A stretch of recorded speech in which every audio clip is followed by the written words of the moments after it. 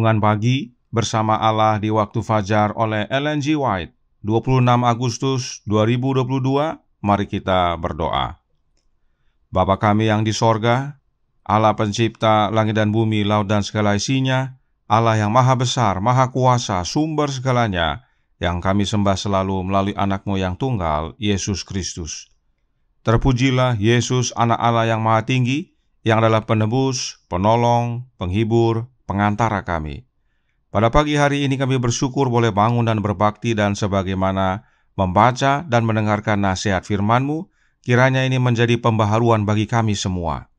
Beserta kami sepanjang perbaktian ini, kehendak-Mu yang jadi, ampun kami akan dosa dan salah, karena kami berdoa hanya dalam nama anak Allah yang tunggal, Yesus Kristus, yang adalah Tuhan dan Juru Selamat kami.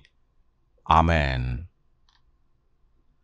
Renungan hari ini akan dibacakan oleh Saudari Jehan Ayorbaba. Kepada Saudari Jehan, kami persilahkan. Terima kasih. Judul renungan kita pada pagi ini adalah bukan oleh darah hewan, tetapi darahnya sendiri. Ayatnya terdapat di dalam Ibrani 9 ayat 12. Dan ia telah masuk satu kali untuk selama-lamanya ke dalam tempat yang kudus, bukan dengan membawa darah domba jantan dan darah anak lembu, tetapi dengan membawa darahnya sendiri. Dan dengan itu ia telah mendapat kelepasan yang kekal. Sebagaimana Kristus pada waktu kenaikannya tampil di hadapan Allah untuk menghadapkan darahnya demi orang percaya yang bertobat, demikian juga imam itu di dalam upacara harian memercikan darah korban itu di tempat yang suci untuk orang berdosa.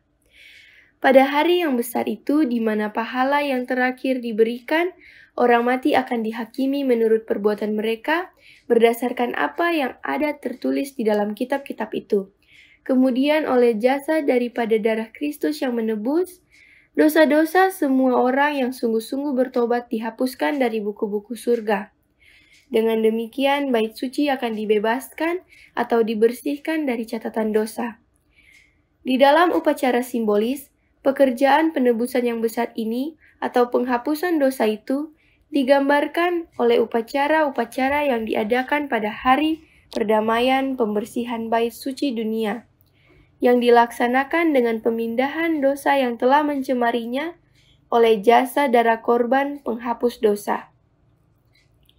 Dengan demikian, di dalam upacara-upacara bait suci di dunia dan di dalam bait suci yang di surga, orang banyak itu diajar setiap hari tentang kebenaran-kebenaran yang agung sehubungan dengan kematian dan pelayanan Kristus. Dan sekali setahun pikiran mereka diarahkan kepada peristiwa-peristiwa terakhir dari pertentangan yang besar di antara Kristus dan setan. Penyucian terakhir alam semesta ini dari dosa dan orang-orang berdosa. Alfa dan Omega jilid 1 halaman 422-423. Tindakan Kristus dalam hal kematiannya bagi keselamatan manusia bukan hanya akan menjadikan surga itu bisa dicapai oleh manusia, tetapi juga di hadapan alam semesta ini. Itu akan membenarkan Allah dan anaknya di dalam cara perlakuan mereka terhadap pemberontakan setan. Itu akan menetapkan kekekalan hukum Allah dan akan menyatakan keadaan serta akibat-akibat dosa. Alfa dan Omega jilid 1 halaman 70. Terima kasih atas penata layanan Saudari Jehan. Tuhan Yesus memberkati. Selamat pagi saudaraku dalam Tuhan. Mari kita segarkan sedikit proses persembahan korban pengampunan dosa di Ka'bah dunia. Kita baca dalam Christ in His Sanctuary, halaman 50 paragraf 2, yang menjelaskan, bagian terpenting dari pelayanan harian adalah pelayanan yang dilakukan atas nama individu. Orang berdosa yang bertobat membawa persembahannya ke pintu Ka'bah dan dengan meletakkan tangannya di atas kepala korban, mengakui dosa-dosanya, sehingga secara lambang memindahkan dosa-dosanya dari dirinya kepada korban yang tidak bersalah. Hewan itu kemudian disembelih dengan tangannya sendiri, dan darahnya dibawa oleh imam ke bilik suci dan dipercikkan di hadapan tirai. Di belakangnya ada tabut yang berisi hukum yang telah dilanggar oleh orang berdosa. Melalui upacara ini, dosa melalui darah dipindahkan dalam bentuk lambang ke tempat kudus. Jadi, dosa-dosa yang diakui oleh si pendosa tidak hanya dipindahkan ke korban, tetapi melalui darah dipindahkan ke Ka'bah dengan cara memercikannya ke tirai yang memisahkan bilik suci dan bilik maha suci. Nah, Paulus menyatakan bahwa tirai itu adalah Yesus Kristus itu sendiri. Mari kita baca dalam Ibrani 10 ayat 20 yang berbunyi, "Karena Ia telah membuka jalan yang baru dan yang hidup bagi kita melalui tabir, yaitu dirinya sendiri." Dalam ayat ini disebut tabir, atau dalam bahasa Inggris disebut the veil, yang artinya tirai. Jadi tirai itu adalah Yesus itu sendiri. Karenanya dengan memercikan darah ke tirai di dalam Ka'bah adalah sama dengan memindahkan dosa kepada Yesus. Itu sebabnya saat Yesus mati di kayu salib, tirai dalam Ka'bah robek dari atas sampai ke bawah, sebagai gambaran bahwa tirai yang sebenarnya, yaitu Yesus, telah menyerahkan nyawanya dan mati. Yesus yang adalah tirai telah menanggung seluruh dosa dunia ini. Roh Nubuat menjelaskan dalam Fundamentals of Christian Education halaman 283 paragraf pertama. Ketika semua harapan dikesampingkan dari Adam dan Hawa sebagai konsekuensi dari pelanggaran dan dosa, ketika keadilan menuntut kematian orang berdosa, Kristus menyerahkan dirinya untuk menjadi korban bagi dosa dunia. Dunia berada di bawah kutukan. Kristus menjadi pengganti dan jaminan bagi manusia. Inilah hubungannya tirai dengan Yesus. Setiap hari, tirai itu menerima percikan darah yang merupakan lambang pemindahan dosa ke Ka'bah. Dan dosa-dosa yang dipindahkan ke Ka'bah setiap hari akan dibersihkan 1 kali setahun, yang dikenal dengan istilah Hari Pendamaian. Apa yang dilakukan pada Hari Pendamaian tersebut? Para Nabi dan Bapa, jilid 1 halaman 419 paragraf 2 menjelaskan. Pada Hari Pendamaian, 2 ekor kambing dibawa ke pintu kemah pertemuan, dan kemudian ia membuang undi atas kedua ekor kambing itu. Sebuah undi bagi Tuhan, sebuah undi lagi bagi Azazel.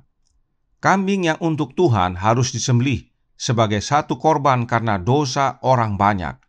Dan imam itu harus membawa darahnya melalui tirai itu dan memercikannya di atas tutup pendamaian. Dengan demikian, ia mengadakan pendamaian bagi tempat kudus itu karena segala kenajisan orang Israel dan karena segala pelanggaran mereka, apapun juga dosa mereka. Inilah prosesi Hari Pendamaian di bilik yang maha kudus. Imam besar mengadakan pendamaian bagi orang Israel dengan memercikan darah ke atas tutup pendamaian. Sesudah itu, apa lagi yang dilakukan oleh imam besar? Imam besar lalu keluar dari bilik yang maha kudus, dan para Nabi dan Bapa jilid pertama halaman 419 paragraf 3 berkata, Harun harus meletakkan kedua tangannya ke atas kepala kambing jantan yang hidup itu dan mengakui di atas kepala kambing itu segala kesalahan orang Israel dan segala pelanggaran mereka, apapun juga dosa mereka. Ia harus menanggungkan semuanya itu ke atas kepala kambing jantan itu dan kemudian melepaskannya ke padang gurun dengan perantaraan seseorang yang sudah siap sedia untuk itu. Sebelum kambing itu dilepaskan ke gurun, orang banyak belum menganggap bahwa diri mereka telah bebas dari beban dosa mereka. Setiap orang harus memeriksa diri sementara pekerjaan penebusan ini sedang berlangsung. Segala urusan pekerjaan harus ditinggalkan dan seluruh perhimpunan Israel harus menggunakan hari itu untuk merendahkan diri dengan penuh khidmat di hadapan Allah dengan disertai doa, puasa, dan penyelidikan hati yang sungguh-sungguh. Kambing yang dimaksud adalah kambing Azazel yang adalah lambang setan. Seluruh dosa ditumpahkan kepada setan pada akhirnya nanti. Pada Hari Pendamaian, yang umat Allah lakukan adalah merendahkan diri di hadapan Allah, berdoa, berpuasa, dan selidiki hati masing-masing.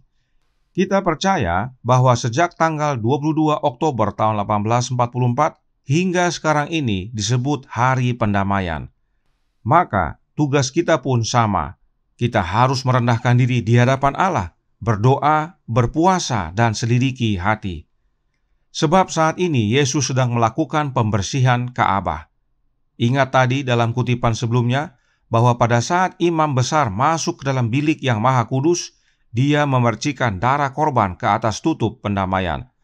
Ini adalah lambang, karena nanti digenapi oleh Yesus yang masuk ke dalam bilik yang maha kudus di sorga, menghadap Bapanya yang duduk di atas tahta pendamaian, bukan dengan darah korban domba, tetapi dengan darahnya sendiri.